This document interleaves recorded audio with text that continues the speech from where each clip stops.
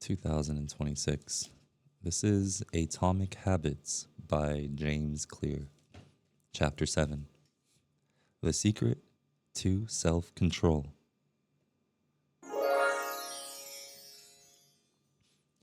In 1971, as the Vietnam War was heading into its 16th century, into its 16th year, Congressman Robert Steele from Connecticut and Morgan Murphy from Illinois made a discovery that stung the American public. While visiting the troops, they had learned that over 15% of U.S. soldiers stationed there were heroin addicts. Follow-up research revealed that 35% of service members in Vietnam had tried heroin, and as many as 20% were addicted. The problem was even worse than they had initially thought. The discovery led to a flurry of activity in Washington, including the creation of the Special Action Office of Drug Abuse Prevention under President Nixon to promote prevention and rehabilitation and to track addicted service members when they returned home. Lee Robbins was one of the researchers in charge. In a finding that completely upended the accepted beliefs about addiction, Robbins found that when soldiers who had been heroin users returned home, only 5% of them became re-addicted within a year, and just 12% relapsed within 3 years. In other words, approximately 9 out of 10 soldiers who used heroin in Vietnam eliminated their addiction nearly overnight. This finding contradicted the prevailing view at the time, which considered heroin addiction to be a permanent and irreversible condition. Instead, Robbins revealed that addictions could spontaneously dissolve if there was a radical change in the environment. In Vietnam, soldiers spent all day surrounded by cues triggering heroin use. It was easy to access. They were engulfed by the constant stress of war. They built friendships with fellow soldiers who were also heroin users, and they were thousands of miles from home.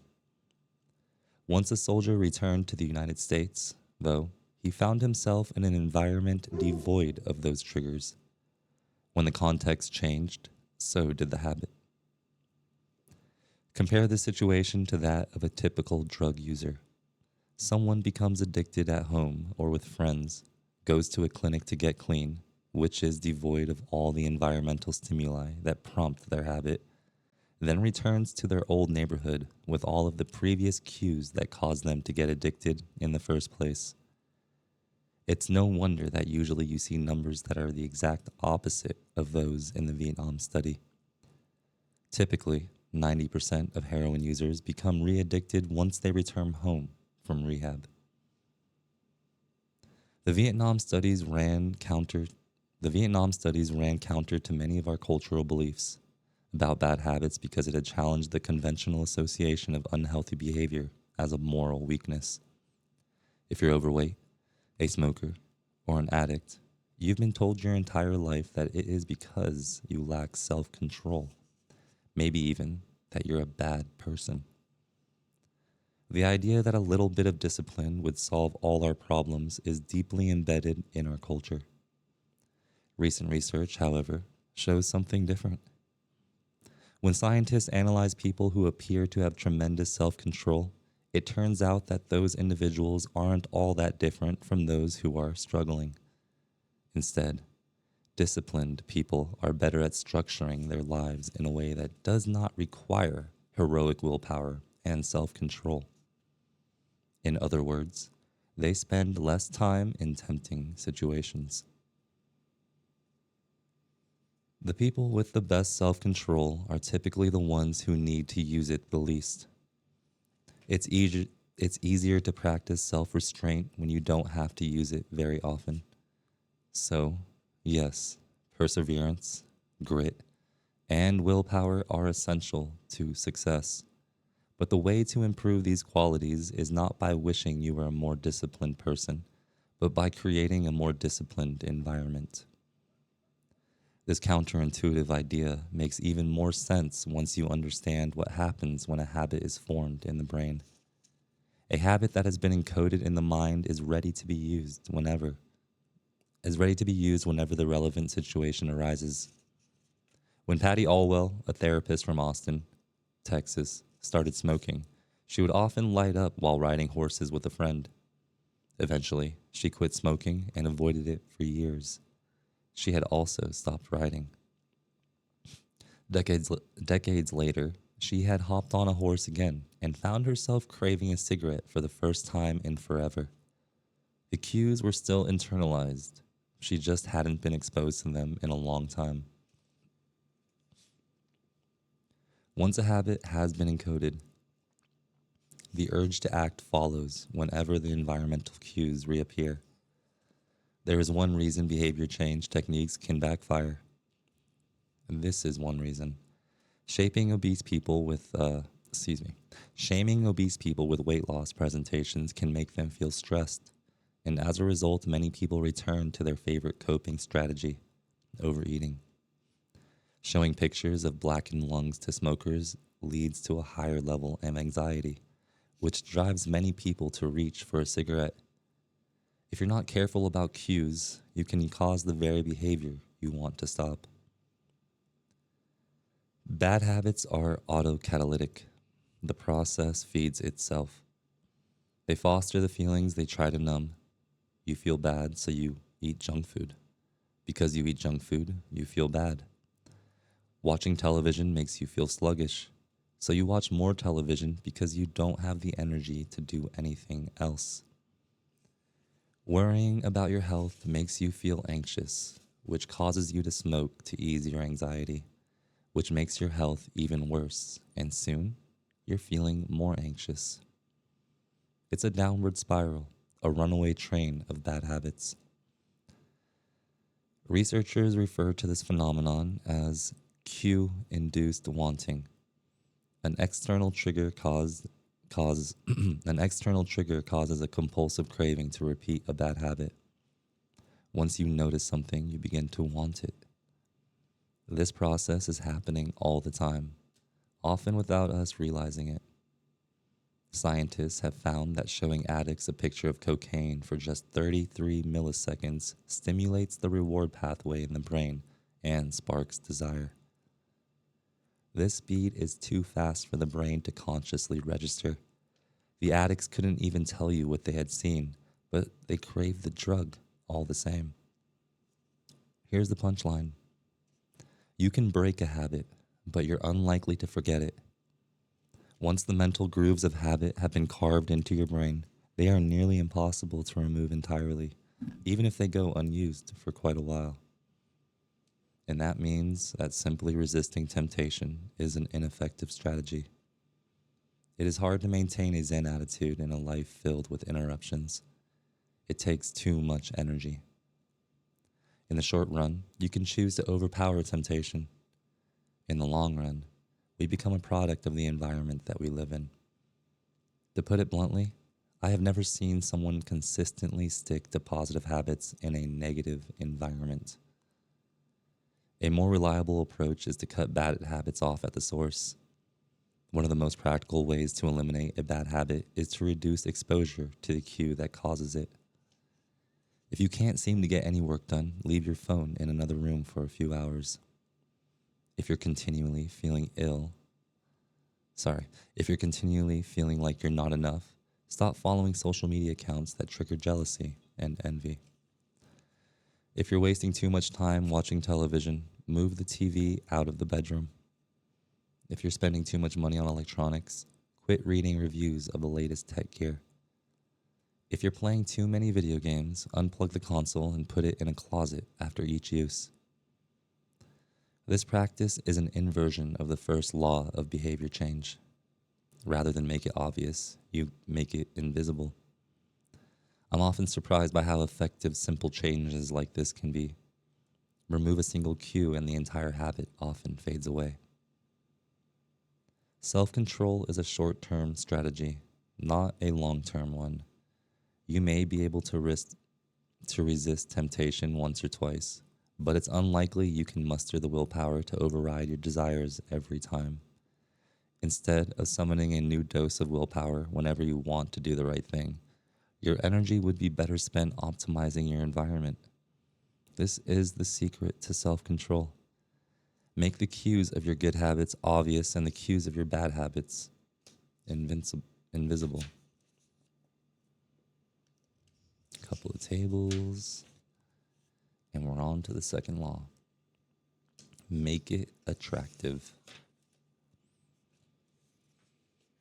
Chapter 8, How to Make a Habit Irresistible. In the 1940s, a Dutch scientist named Nico Tinbergen performed a series of experiments that transformed our understanding of what motivates us. Tinbergen, am I saying that right? Tinbergen, whatever, I don't want to look it up. Just correct me in the comments if I'm not. Who eventually won a Nobel Prize for his work, was investigating herring gulls, the gray and white birds often seen flying along the seashores of North America. Adult herring gulls have a small red dot on their beak, and Tinbergen noticed that newly hatched chicks would peck this spot whenever they wanted food. To begin one experiment, he created a collection of fake cardboard beaks, just a head without a body. When the parents had flown away, he went over to the nest and offered these dummy beaks to the chicks. The beaks were obvious fakes, and he assumed the baby birds would reject them altogether. However, when the tiny gulls saw the red spot on the cardboard beak, they pecked away just as if it were attached to their own mother. They had a clear preference for those red spots, as if they had been genetically programmed at birth. Soon, Tinbergen discovered that the bigger the red spot, the faster the chicks pecked. Eventually, he created a beak with 3 large red dots on it. When he placed it over the nest, the baby birds went crazy with delight. They pecked at the little red patches as if it were the greatest beak they had ever seen. Tinbergen and his colleagues discovered similar behavior in other animals. For example, the gray-lag goose is a ground-nesting bird. Occasionally, as the mother moves around on the nest, one of the eggs will roll out and settle on the grass nearby. Whenever this happens, the goose will waddle over to the egg and use its beak and neck to pull it back into the nest. Tinbergen discovered that the goose will pull any nearby round object, such as a billiard ball or a light bulb, back into the nest. The bigger the object, the greater their response. One goose even made a tremendous effort to roll a volleyball back and sit on top. Like the baby gulls automatically pecking at red dots, the gray-lag goose was following an instinctive rule. When I see a round object nearby, I must roll it back into the nest. The bigger the round object, the harder I should try to get it. It's like the brain of each animal is preloaded with certain rules for behavior, and when it comes across an exaggerated version of that rule, it lights up like a Christmas tree. Scientists refer to these exaggerated cues as supernormal stimuli. A supernormal stimulus is a heightened version of reality, like a beak with 3 red dots or an egg the size of a volleyball, and it elicits a stronger response than usual. Humans are also prone to fall for exaggerated versions of reality. Junk food, for example, drives our reward systems into a frenzy. After spending hundreds of thousands of years hunting and foraging for food in the wild, the human brain has evolved to place a high value on salt, sugar, and fat. Such foods are often calorie dense, and they were quite rare when our ancient ancestors were roaming the savannah. When you don't know where your next meal is coming from, eating as much as possible is an excellent strategy for survival. Today, however, we live in a calorie-rich environment. Food is abundant, but your brain continues to crave it like it is scarce. Placing a high value on salt, sugar, and fat is no longer advantageous to our health, but the craving persists because the brain's reward centers have not changed for approximately 50,000 years. The modern food industry relies on stretching our Paleolithic instincts beyond their evolutionary purpose. A primary goal of food science is to create products that are more attractive to consumers. Nearly every food in a bag, box, or jar has been enhanced in some way, if only with additional flavoring. Companies spend millions of dollars to discover the most satisfying level of crunch in a potato chip or the perfect amount of fizz in a soda. Entire departments are dedicated to optimizing how a product feels in your mouth, a quality known as oral sensation. French fries, for example, are a potent combination, golden brown and crunchy on the outside, light and smooth on the inside. Other processed foods enhance dynamic contrast, which refers to items with a combination of sensations, like crunchy and creamy. Imagine the gooiness of melted cheese on top of a crispy pizza crust, or the crunch of an Oreo cookie combined with its smooth center. With natural, unprocessed foods, you tend to experience the same sensations over and over. How's that 17th bite of kale taste? After a few minutes, your brain loses interest and you begin to feel full. But foods that are high in dynamic contrast keep the experience novel and interesting, encouraging you to eat more. Ultimately, such strategies enable food scientists to find the bliss point for each product. The precise combination of salt, sugar, and fat that excites your brain and keeps you coming back for more. The result, of course, is that you overeat because hyperpalatable foods are more attractive to the human brain. As Stephen Guyenet,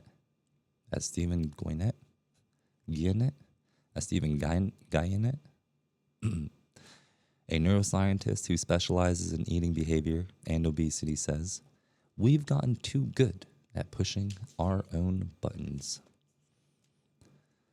The modern food industry and the overeating habits it has spawned is just one example of the second law of behavior change. Make it attractive. The more attractive an opportunity is, the more likely it is to become habit forming. Look around. Society is filled with highly engineered versions of reality that are more attractive than the world our ancestors evolved in. Stores featuring mannequins with exaggerated hips and breasts to sell clothes. Social media delivers more likes and praise in a few minutes than we could ever get in the office or at home. Online porn splices together stimulating scenes at a rate that would be impossible to replicate in real life. Advertisements are created with a combination of ideal lighting, professional makeup, and photoshopped edits. Even the model doesn't look like the person in the final image. These are the supernormal stimuli of our modern world. They exaggerate features that are naturally attractive to us, and our instincts go wild as a result, driving us into excessive shopping habits, social media habits, porn habits, eating habits, and many others. If history serves as a guide, the opportunities of the future will be more attractive than those of today. The trend is for rewards to become more concentrated and stimuli to become more enticing. Junk food is a more concentrated form of calories than natural foods.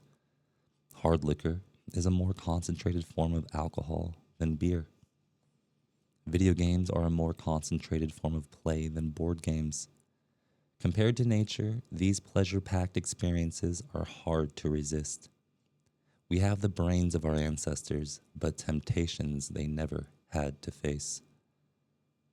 If you want to increase the odds that a behavior will occur, then you need to make it attractive. Throughout our discussion of the second law, our goal is to learn how to make our habits irresistible.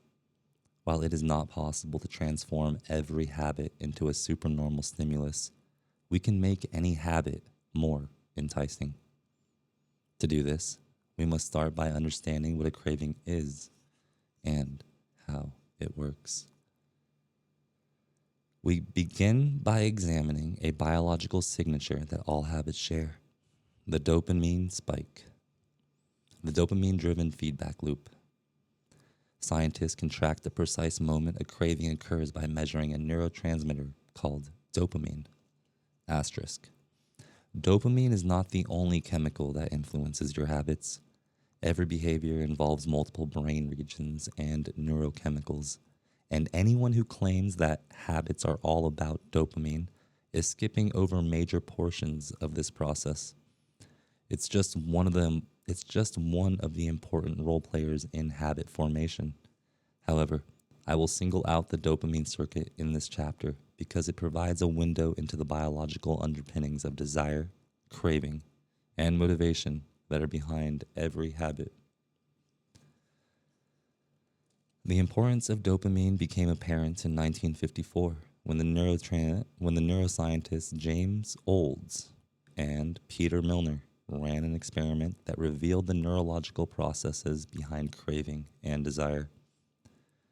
By implanting electrodes in the brains of rats, the researchers blocked the release of dopamine. To the surprise of the scientists, the rats lost all the will to live. They wouldn't eat. They wouldn't have sex. They didn't crave anything. Within a few days, the animals died of thirst. In follow-up studies, other scientists also inhibited the dopamine-releasing parts of the brain, but this time, they squirted little droplets of sugar into the mouths of the dopamine-depleted rats. Their little rat faces lit up with pleasurable grins from the tasty substance.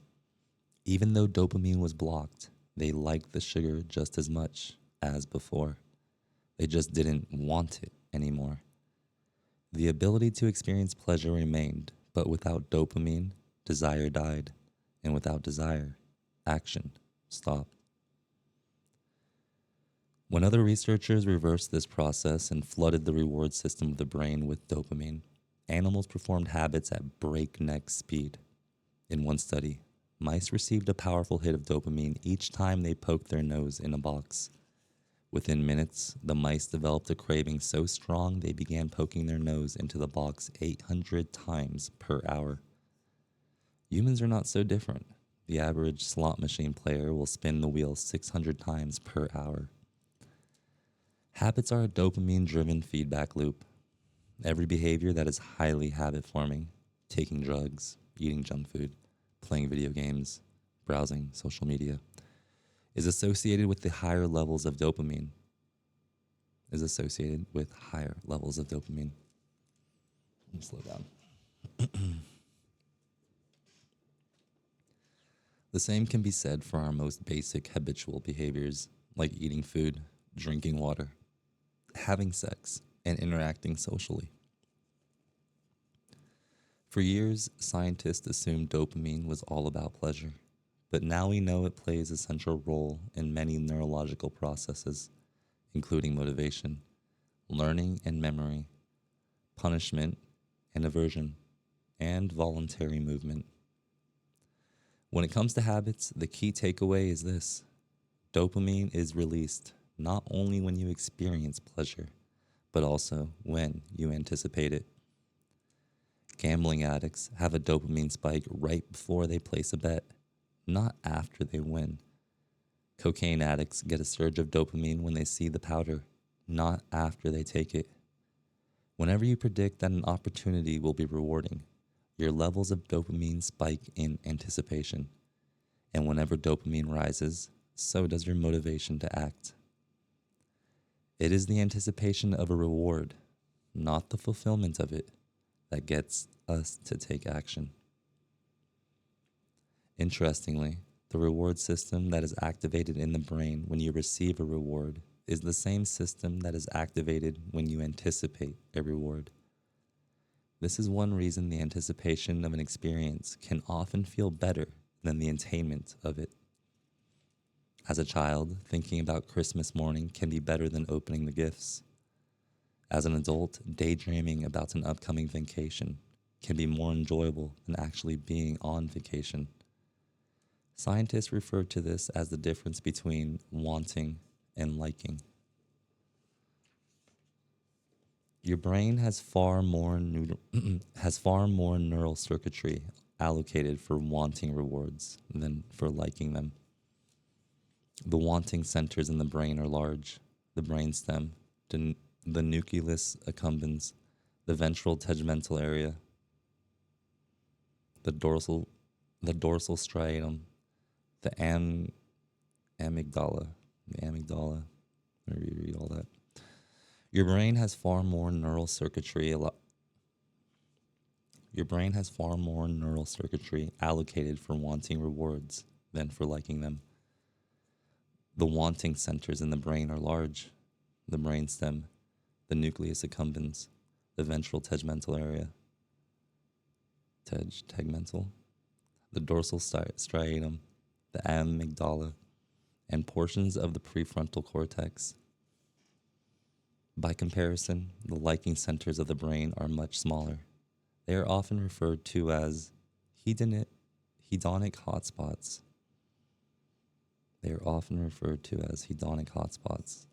And are distributed like tiny islands throughout the brain.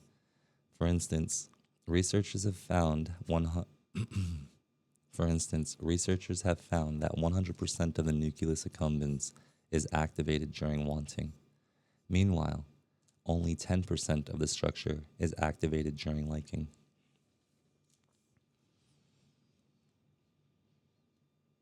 That whole paragraph was really hard for me. I'm going to redo it. Your brain has far more neural circuitry allocated for wanting rewards than for liking them. The wanting centers in the brain are large: the brainstem, the nucleus accumbens, the ventral tegmental area, the dorsal striatum, the amygdala, and portions of the prefrontal cortex. By comparison, the liking centers of the brain are much smaller. They are often referred to as hedonic hotspots and are distributed like tiny islands throughout the brain. For instance, researchers have found that 100% of the nucleus accumbens is activated during wanting. Meanwhile, only 10% of the structure is activated during liking. The fact that the brain allocates so much precious space to the regions responsible for craving and desire provides further evidence of the crucial role these processes play. Desire is the engine that drives behavior. Every action is taken because of the anticipation that precedes it. It is the craving that leads to the response. These insights reveal the importance of the second law of behavior change. We need to make our habits attractive because it is the expectation of a rewarding. I think it's his run-on sentences. Like, he has really long sentences, the way he writes. I just don't know where to take a breath or what's going on. These insights reveal the importance of the second law of behavior change. We need to make our habits attractive because it is the expectation of a rewarding experience that motivates us to act in the first place. This is where a strategy known as temptation bundling comes into play. How to use temptation bundling to make your habits more attractive. Ronan Byrne, an electrical engineering student in Dublin, Ireland, enjoyed watching Netflix, but he also knew that he should exercise more often than he did. Putting his engineering skills to use, Byrne hacked his stationary bike and connected it to his laptop and television. Then he wrote a computer program that would allow Netflix to run only if he was cycling at a certain speed. If he slowed down for too long, whatever show he was watching would pause until he started pedaling again. He was, in the words of one fan, eliminating obesity one Netflix binge at a time. He was also employing temptation bundling to make his exercise habit more attractive. Temptation bundling works by linking an action you want to do with an action you need to do. In Byrne's case, he bundled watching Netflix, the thing that he wanted to do, with riding his stationary bike, the thing that he needed to do. Businesses are masters at temptation bundling. For instance, when the American Broadcasting Company, more commonly known as ABC, launched its Thursday night television lineup for the 2014 through 2015 season, they promoted temptation bundling on a massive scale. Every Thursday, the company would air 3 shows created by screenwriter Shonda Rhimes: Grey's Anatomy, Scandal, and How to Get Away with Murder. They branded it as TGIT on ABC. TGIT stands for Thank God It's Thursday. In addition to promoting the shows, ABC encouraged viewers to make popcorn, drink wine, and enjoy the evening. Andrew Kubitz, head of scheduling for ABC, described the idea behind the campaign. We see Thursday night as a viewership opportunity, with either couples or women by themselves who want to sit down and escape and have fun and drink their red wine and have some popcorn. The brilliance of this strategy is that ABC was associating the thing they needed viewers to do, watch their shows, with activities their viewers already wanted to do: relax, drink wine, eat popcorn. Over time, people began to connect watching ABC with feeling relaxed and entertained. If you drink red wine and eat popcorn at 8 p.m. every Thursday, then eventually 8 p.m. on Thursday means relaxation and entertainment. The rewards get associated with the cue, and the habit of turning on the television becomes more attractive. You're more likely to find a behavior attractive if you get to do one of your favorite things at the same time. Perhaps you want to hear about the latest celebrity gossip, but you need to get in shape. Using temptation bundling, you could only read the tabloids and watch reality shows at the gym. Maybe you want to get a pedicure, but you need to clean out your email inbox. Solution: only get a pedicure while processing overdue work emails. Temptation bundling is one way to apply a psychology theory known as Premack's principle.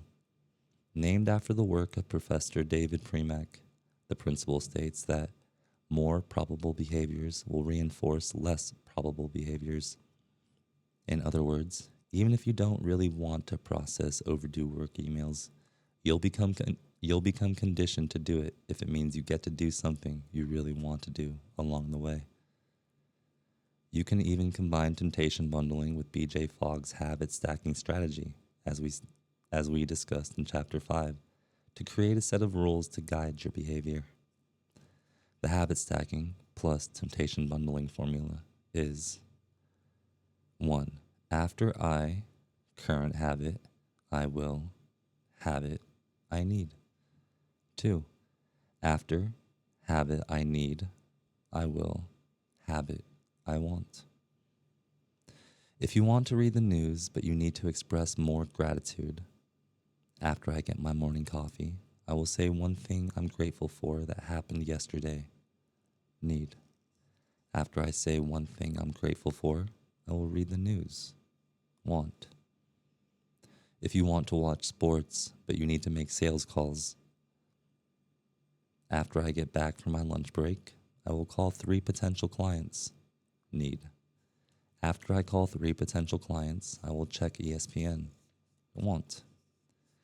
If you want to check Facebook, but you need to exercise more, after I pull out my phone, I will do 10 burpees. After I do 10 burpees, I will check Facebook. The hope is that eventually you'll look forward to calling 3 clients or doing 10 burpees because it means you get to read the latest sports news or check Facebook. Doing the thing you need to do means you get to do the thing you want to do. We began this chapter by discussing supernormal stimuli, which are heightened versions of reality that increase our desire to take action.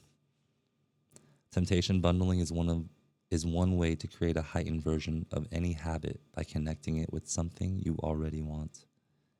Engineering a truly irresistible habit is a hard task, but this simple strategy can be employed to make nearly any habit more attractive than it would be otherwise.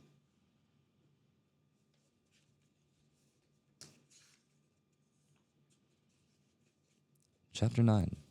The role of family and friends in shaping your habits.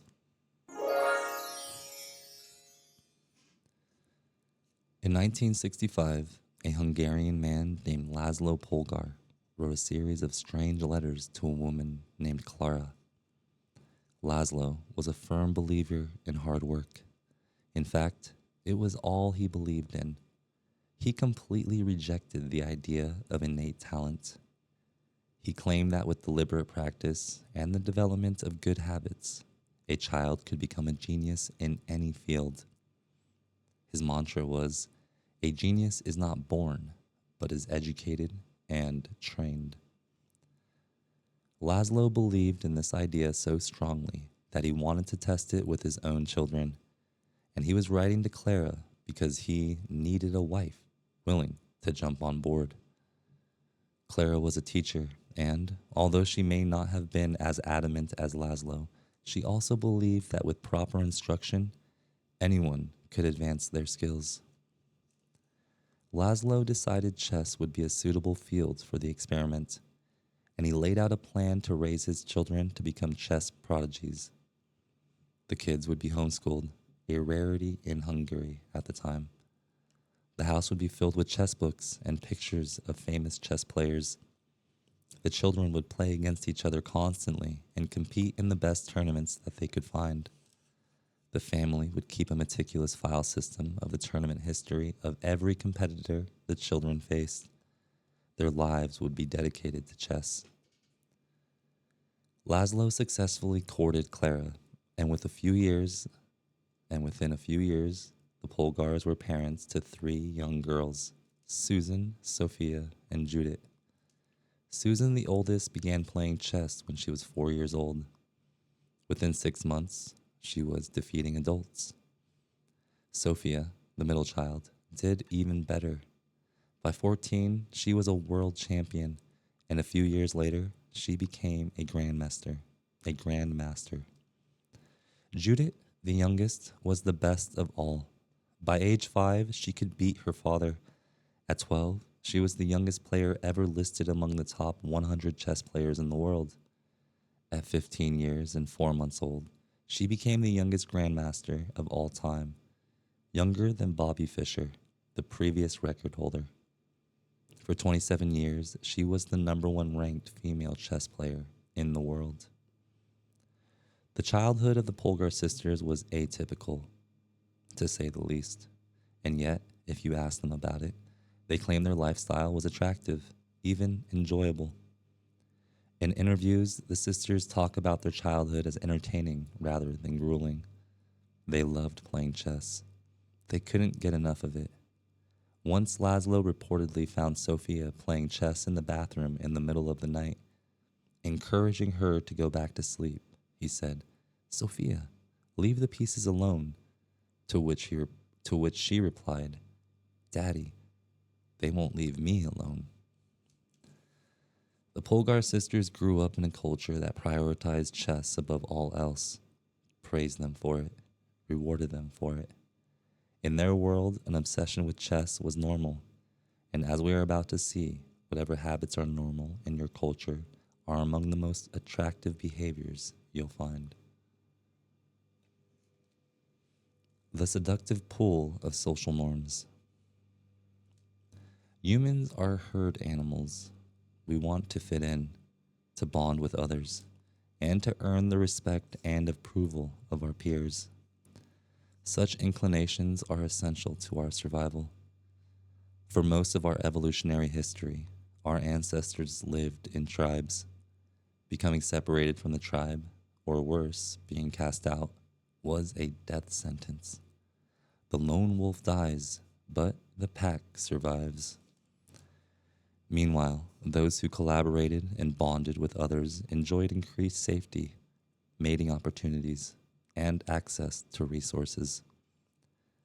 As Charles Darwin noted, in the long history of humankind, those who learn to collaborate and improvise most effectively have prevailed.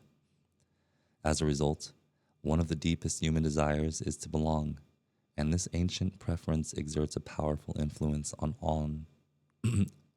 our modern behavior. We don't choose our earliest habits, we imitate them. We follow the script handed down by our friends and family, our church or school, our local community and society at large. Each of these cultures and groups comes with its own set of expectations and standards. When and whether to get married, how many children to have, which holidays to celebrate, how much money to spend on your child's birthday party.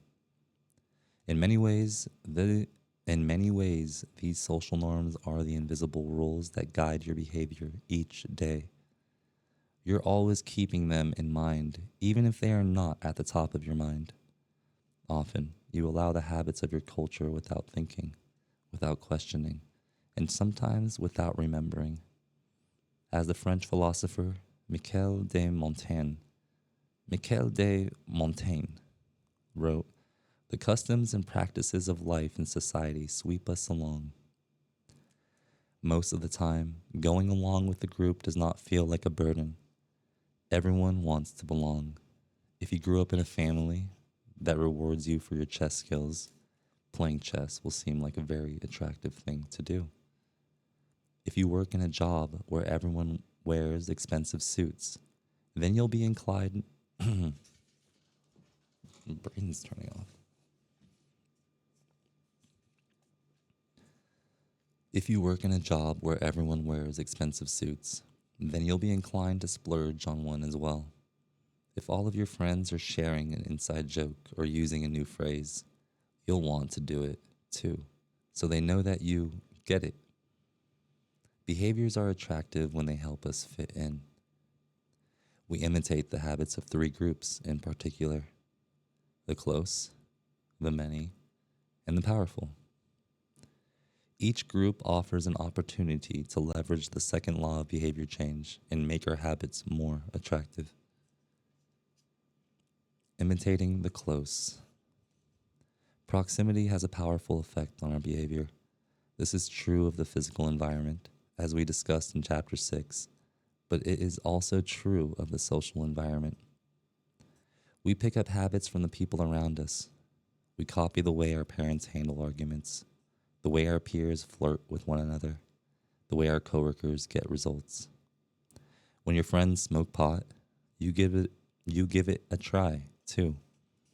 When your wife has a habit of double checking the door is locked before going to bed,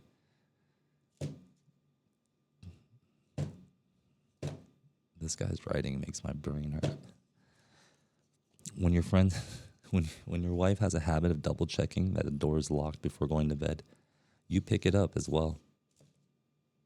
20 million copies sold is crazy. I find that I often imitate the behavior of those around me without realizing it. In conversation, I'll automatically assume the body posture of the other person. In college, I began to talk like my roommates. When traveling to other countries, I unconsciously imitate the local accent despite. When traveling to other countries, I unconsciously imitate the local accent despite reminding myself to stop. I have a real hard time. Real hard time. Let me do that again. When traveling to other countries, I unconsciously imitate the local accent despite reminding myself to stop. It's like sometimes I'm just like, how would I write the sentence differently, or how would I want it to read? You know, when traveling to other countries, comma, I unconsciously imitate the local accent despite reminding myself. Maybe this is just how he talks and how he thinks. It's like, it's like almost backwards. Like, I don't know. As a general rule, the closer we are to someone, the more likely we are to imitate some of their habits. One groundbreaking study tracked 12,000 people for 32 years and found that a person's chances of becoming obese increased by 57% if he or she had a friend who became obese. It works the other way too.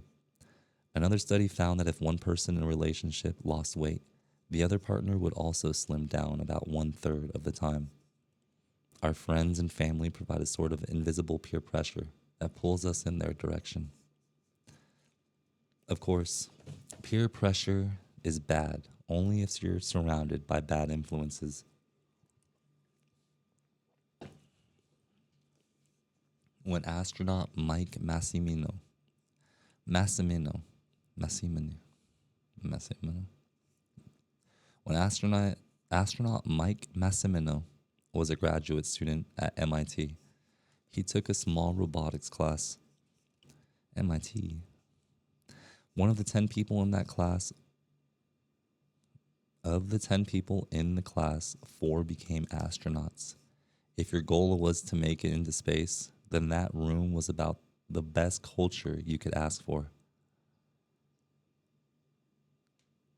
Similarly, one study found that the higher your best friend's IQ at age 11 or 12, the higher your IQ would be at age 15, even after controlling for natural levels of intelligence. We soak up the qualities and practices of those around us.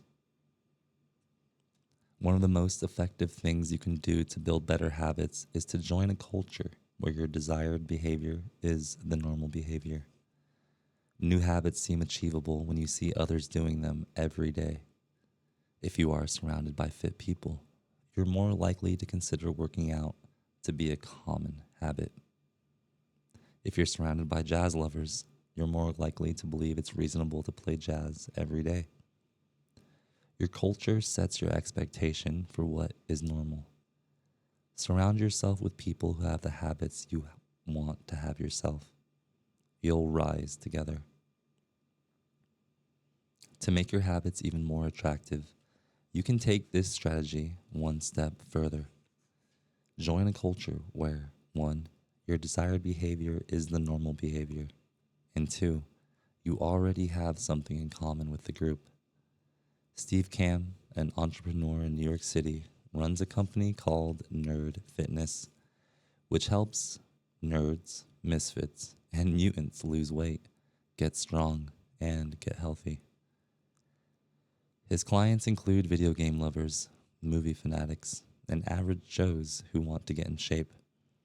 Many people feel out of place the first time they go to the gym or try to change their diet. But if you are already similar to the other members of the group in some way, say your mutual love for Star Wars, change becomes more appealing because it feels like something people like you already do. Nothing sustains motivation better than belonging to the tribe. It transforms a personal quest into a shared one. Previously, you were on your own. Your identity was singular. You are a reader. You are a musician. You are an athlete. When you join a book club or a band or a cycling group, your identity becomes linked to those around you. Growth and change is no longer an individual pursuit. We are readers. We are musicians. We are cyclists. The shared identity begins to reinforce your personal identity. This is why remaining part of a group after achieving a goal is crucial to maintaining your habits. It's friendship and community that embed a new identity and help behaviors last over the long run. 2. Imitating the many. In the 1950s, psychologist Solomon Asch conducted a series of experiments that are now taught to legions of undergrads each year. To begin each experiment, the subject entered the room with a group of strangers. Unbeknownst to them, the other participants were actors planted by the researcher and instructed to deliver scripted answers to certain questions. The group would be shown one card with a line on it, and then a second card with a series of lines. Each person was asked to select the line on the second card that was similar in length to the line on the first card. It was a very simple task. The experiments always began the same. First, there would be some easy trials where everyone agreed on the correct line. After a few rounds, the participants were shown a test that was just as obvious as the previous ones, except the actors in the room would select an intentionally incorrect answer. For example, they would respond A to the comparison shown in Figure 10. Everyone would agree that the lines were the same, even though they were clearly different. The subject who was unaware of the ruse would immediately become bewildered. Their eyes would open wide. They would laugh nervously to themselves. They would double check the reactions of other participants. Their agitation would grow as one person after another delivered the same incorrect response. Soon the subject began to doubt their own eyes. Eventually, they delivered the answer they knew in their heart to be incorrect. Ash ran this experiment many times and in many different ways. What he discovered was that as the number of actors increased, so did the conformity of the subject.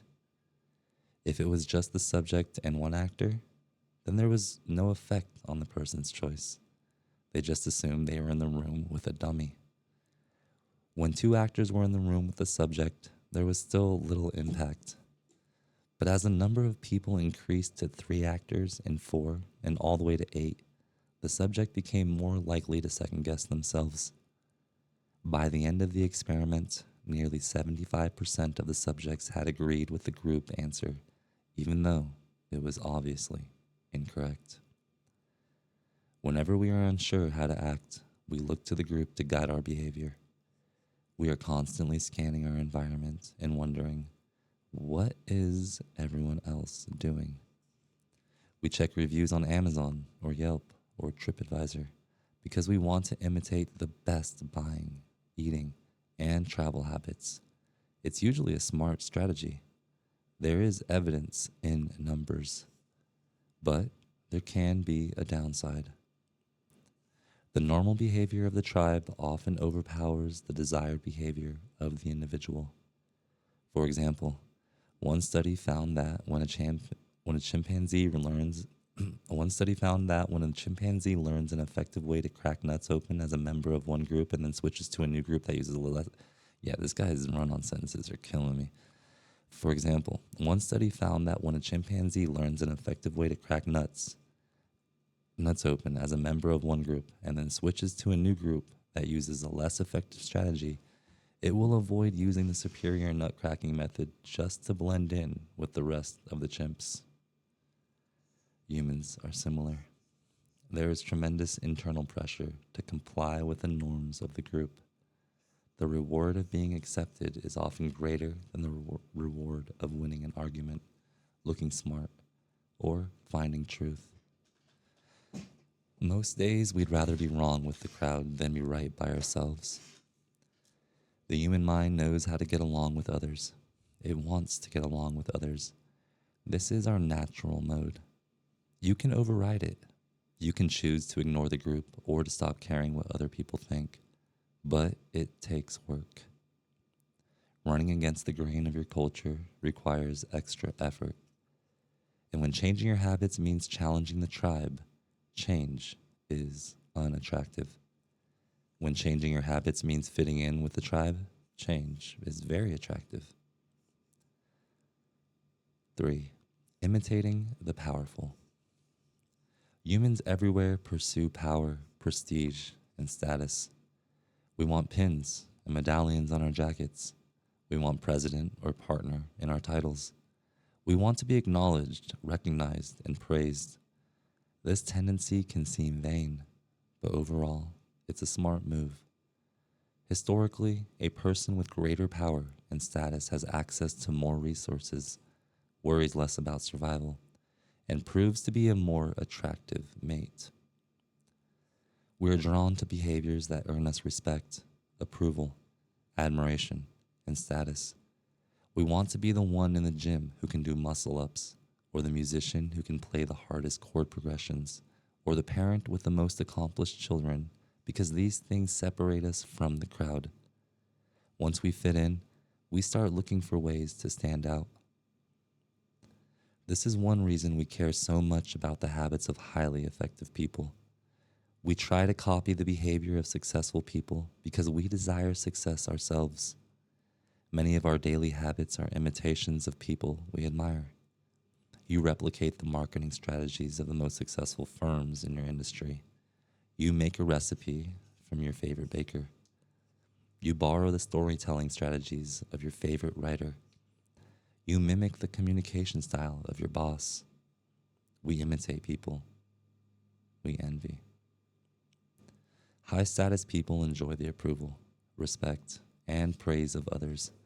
And that means if a behavior can get us approval, respect, and praise, we find it attractive. We are also motivated to avoid behaviors that would lower our status. We trim our hedges and mow our lawn because we don't want to be the slob of the neighborhood. When our mother comes to visit, we clean up the house because we don't want to be judged. We are continually wondering, what will others think of me? And altering our behavior based on the answer. The Polgar sisters, the chess prodigies mentioned at the beginning of this chapter, are evidence of the powerful and lasting impact social influences can have on our behavior. The sisters practiced chess for many hours each day and continued this remarkable effort for decades. But these habits and behaviors maintained their attractiveness, in part because they were valued by their culture. From the praise of their parents to the achievement of different status markers like becoming a grandmaster, they had many reasons to continue their effort.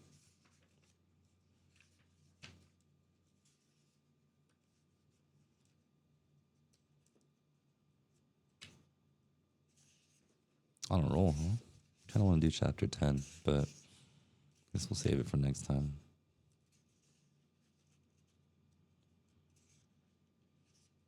Actually, let's just do chapter 10. Maybe I owe myself a better chapter. I've been chilling. Not chilling, but I've been stumbling on a lot of words, and I did stop for a while. Okay. Chapter 10. How to find and fix the causes of your bad habits.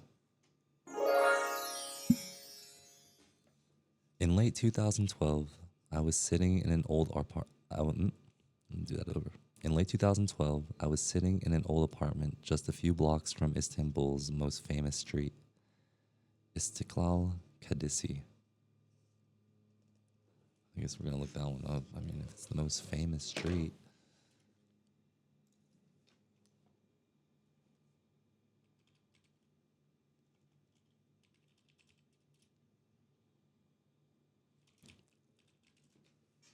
Yeah, how do you say it? Damn, looks like San Francisco.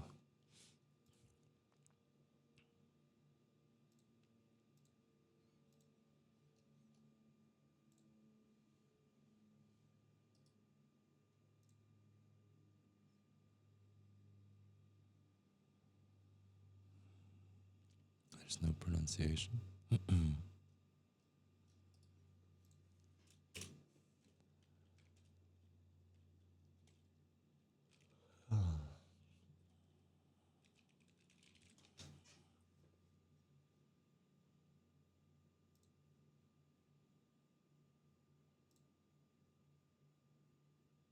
No. Are you kidding me? Oh my God. Please. How am I supposed to learn anything if I'm going to get a virus? Whatever. I'm not even interested anymore. In late 2012, I was sitting in an old apartment just a few blocks from Istanbul's most famous street, Istiklal Caddesi. I was in the middle of a 4-day trip to Turkey, and my guide, Mike, was relaxing in a worn-out armchair a few feet away. Mike wasn't really a guide. He was just a guy from Maine who had been living in Turkey for 5 years. But he offered to show me around while I was visiting the country, and I took him up for it. On this particular night, I had been invited to dinner with him and a handful of his Turkish friends. There were 7 of us, and I was the only one who hadn't, at some point, smoked at least 1 pack of cigarettes per day. I asked one of the Turks how he got started. Friends, he said. It always starts with your friends. One friend smokes, then you try it. What was truly fascinating was that half the people in the room had managed to quit smoking. Mike had been smoke-free for a few years at that point, and he swore up and down that he broke the habit because of a book called Alan Carr's Easy Way to Stop Smoking. It frees you from a mental burden of smoking, he said. It tells you, stop lying to yourself. You know you don't actually want to smoke. You know you don't really enjoy this. It helps you feel like you're not the victim anymore. You start to realize that you don't need to smoke. I had never tried a cigarette, but I took a look at the box afterward out of curiosity. The author employs an interesting strategy to help smokers eliminate their cravings. He systematically reframes each cue associated with smoking and gives it a new meaning. He says things like, "You think you are quitting something, but you're not quitting anything because cigarettes do nothing for you. You think smoking is something you need to do to be social, but it's not. You can be social without smoking at all.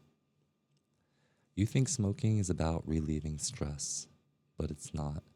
Smoking does not relieve your nerves, it destroys them." Over and over, he repeats these phrases and others like them.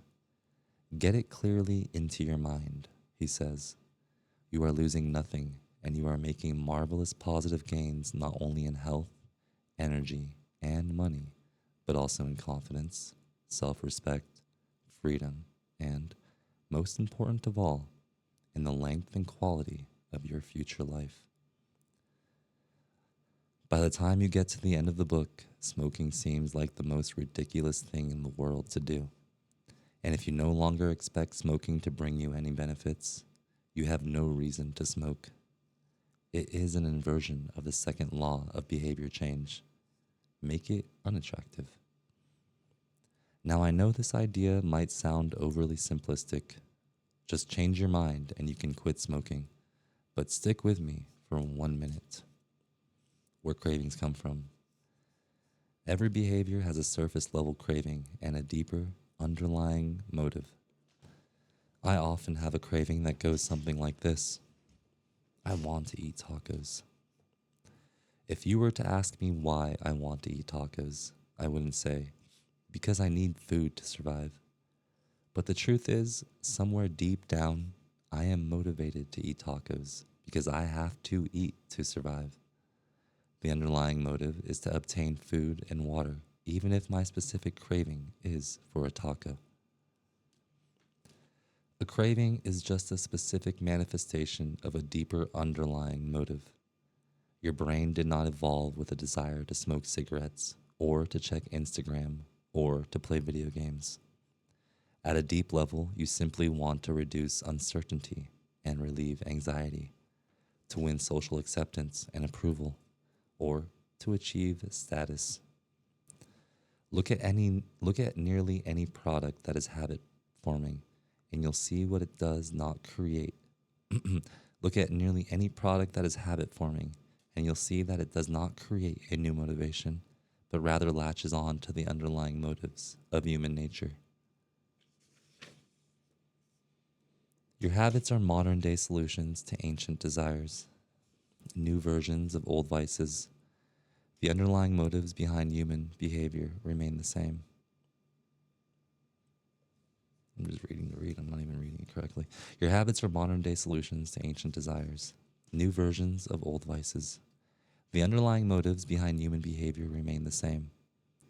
The specific habits we perform differ based on the period of history. Here's the powerful part. There are many different ways to address the same underlying motive. One person might learn to reduce stress by smoking a cigarette. Another person learns to ease their anxiety by going for a run. Your current habits are not necessarily the best way to solve the problems you face. They are just the methods you learn to use. Once you associate a solution with the problem you need to solve, you keep coming back to it. Habits are all about associations.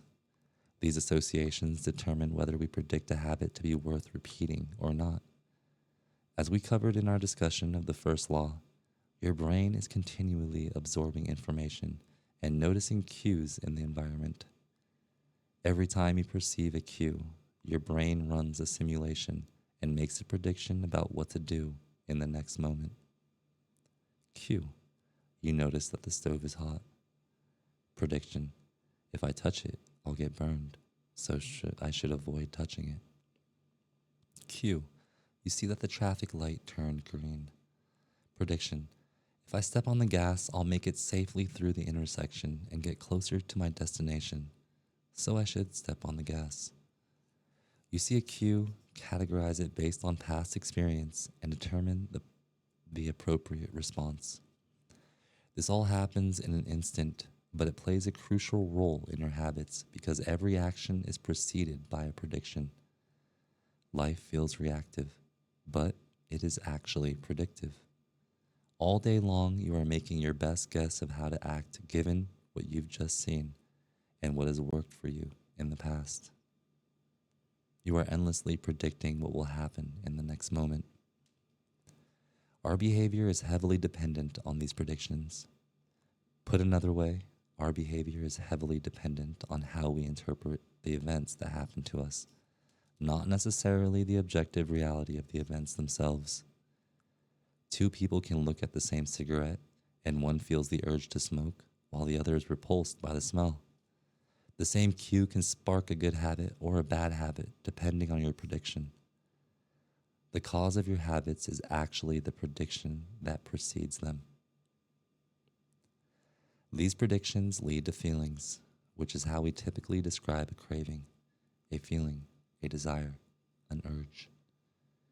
Feelings and emotions transform the cues we perceive and the predictions we make into a signal that we can apply. They help explain that we are currently sensing. For instance, whether or not you realize it, you are noticing how warm or cold you feel right now. If the temperature drops by 1 degree, you probably won't do anything. If the temperature drops 10 degrees, however, you'll feel cold and put on another layer of clothing.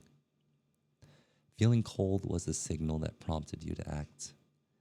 You have been sensing the cues the entire time, but it is only when you predict that you would be better off in a different state that you take action. A craving is the sense that something is missing. It is the desire to change your internal state. When the temperature falls, there's a gap between what your body is currently sensing and what it wants to be sensing. This gap between your current state and your desired state provides a reason to act. Desire is the difference between where you are and where you want to be in the future. Even the tiniest action is tinged with the motivation to feel differently than you do in the moment. When you binge eat or light up or browse social media, what you really want is not a potato chip or a cigarette or a bunch of likes. What you really want is to feel different. Our feelings and emotions tell us whether to hold steady in our current state or to make a change. They help us decide the best course of action. Neurologists have discovered that when emotions and feelings are impaired, we actually lose the ability to make decisions. We have no signal of what to pursue and what to avoid. As the neuroscientist Antonio Damasio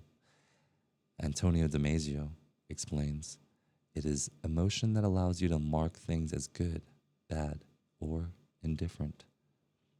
To summarize, the specific cravings you feel and habits you perform are really an attempt to address your fundamental underlying motives. Whenever a habit successfully addresses a motive, you develop a craving to do it again. In time, you learn to predict that checking social media will help you feel loved, or that watching YouTube will allow you to forget your fears. Habits are attractive when we associate them with positive feelings, and we can use this insight to our advantage rather than our detriment. How to reprogram your brain to enjoy hard habits.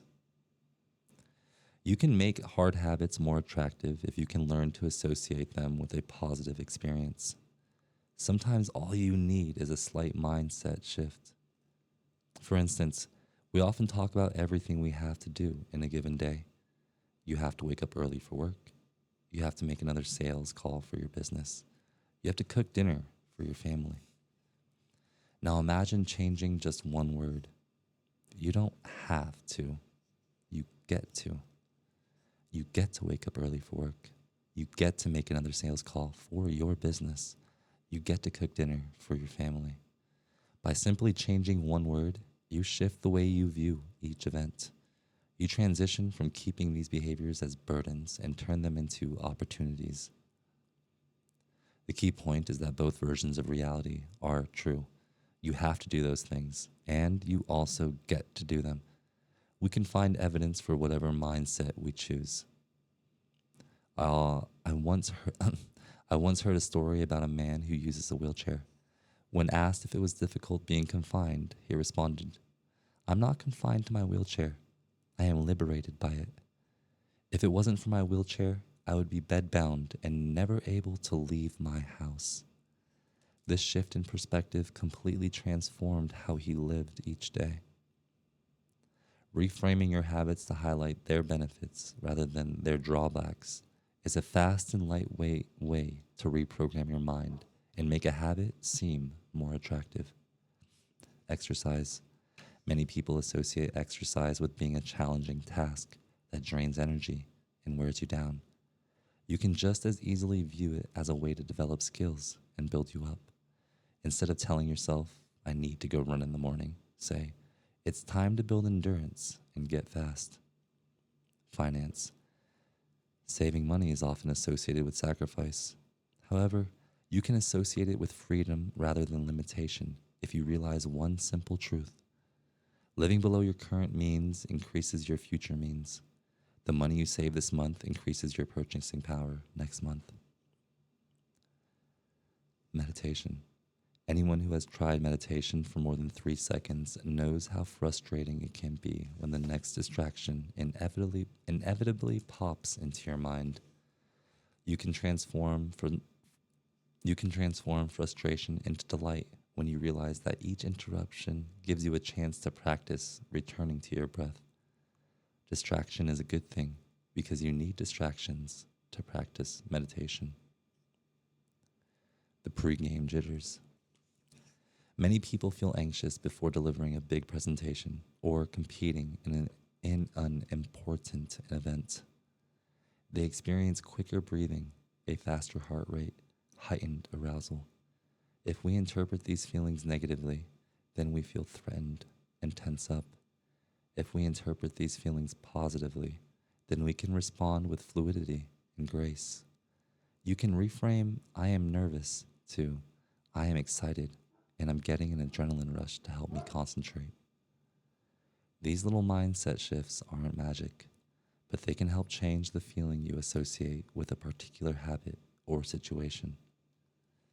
If you want to take it a step further, you can create a motivation ritual. You simply practice associating your habits with something you enjoy. Then you can use that cue whenever you need a bit of motivation. For instance, if you always play the same song before having sex, then you'll begin to link the music with the act. Whenever you want to get in the mood, just press play. Ed Lattimore, a boxer and writer from Pittsburgh, benefited from a similar strategy without knowing it.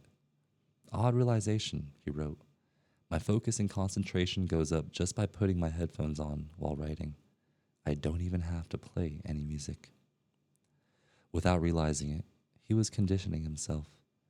In the beginning, he put his headphones on, played some music he enjoyed, and did focused work. After doing it 5, 10, 20 times, putting his headphones on became a cue that he automatically associated with increased focus. The craving followed naturally. Athletes use similar strategies to get themselves in the mindset to perform. During my baseball career, I developed a specific ritual of stretching and throwing before each game. The whole sequence took about 10 minutes, and I did it the same way every single time. While it physically warmed me up to play, more importantly, it put me in the right mental state. I began to associate my pregame ritual with feeling competitive and focused. Even if I wasn't motivated beforehand, by the time I was done with my ritual, I was in game mode. You can adapt this strategy for nearly any purpose. Say you want to feel happier in general. Find something that makes you truly happy, like petting your dog or taking a bubble bath, and then create a short routine that you perform every time before you do the thing you love. Maybe you take 3 deep breaths and smile. 3 deep breaths, smile, pet the dog, repeat. Eventually, you'll begin to associate this breath and smile routine with being in a good mood. It becomes a cue that means feeling happy. Once established, you can break it out anytime you need to change your emotional state. Stressed at work, take 3 deep breaths and smile. Sad about life, 3 deep breaths and smile. Once a habit has been built, the cue can prompt a craving, even if it has little to do with the original situation.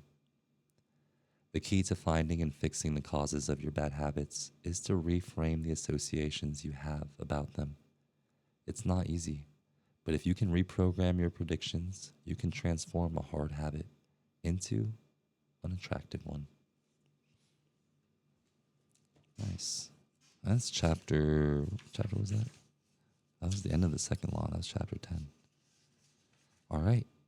Join me next time for the third law and chapter 11.